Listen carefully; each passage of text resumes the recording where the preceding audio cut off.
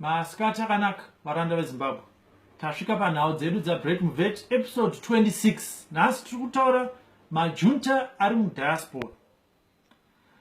Pane nyaya iri kutaurwa mazuva ano kuti vatsigiri veopposition mudiaspora vari kumaka vatsigiri vejunta vari kushanda mudiaspora imomo.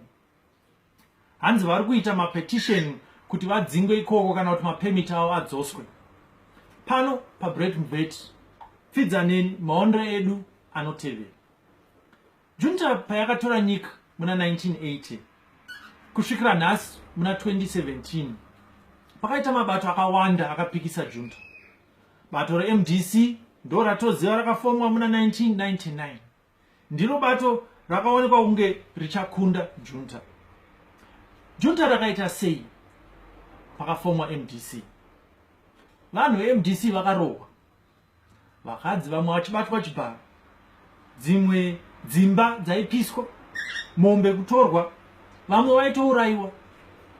Vaya vanoti vakaponeswa nepaburi petsono ndo vaya vakatiza vakaenda kudiaspora.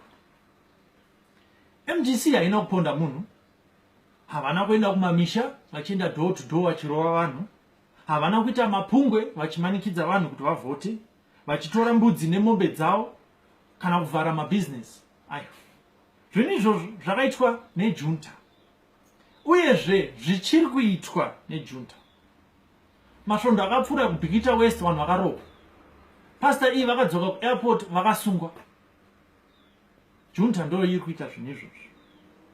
Nhasi ndo patiri kunzwa vanhu vejunta mudiaspora vachiti tiri kunetswa nemapetition, tinzwirewo tsitsi.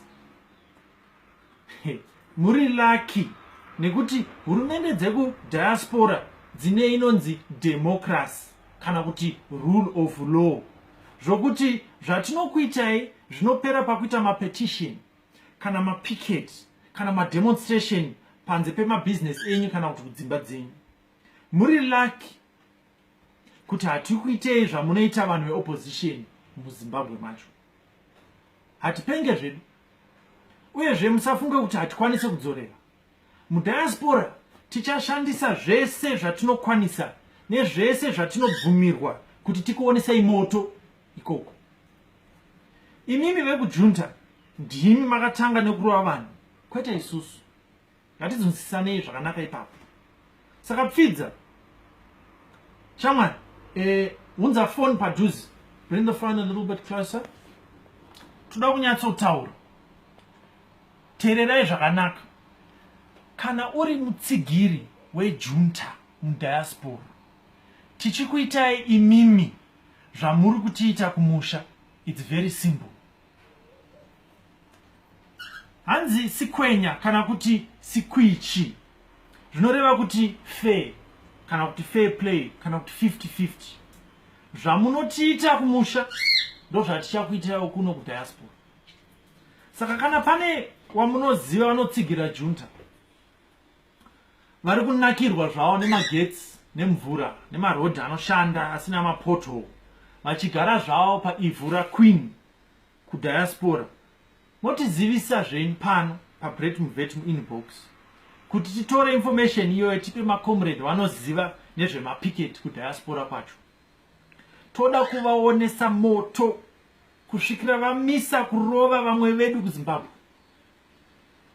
Kana tanzwa kuti macomrades eopposition vaakubatwa zvakanaka kuZimbabwe, nesuwo tinobvuma tamisa kuita mapetition nemapicket kumabusiness nedzimba dzenyu.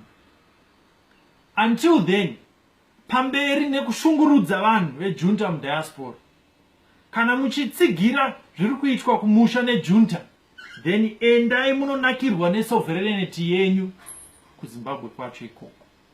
Ikoko kumusha muri kutsvagei mudiaspora muno. I will end with a quote from a comedian anotaura nezve macomedy stints muZimbabwe for tech. Ndo panoperera nhau dzedu dzanhasi dzaBreakMvet. Kana mafarira, kana manzwisa, kana muchida kuona mama videos, please endai pa Facebook page nepa YouTube channel yedu inonzi BreakMvet. Tinotenga.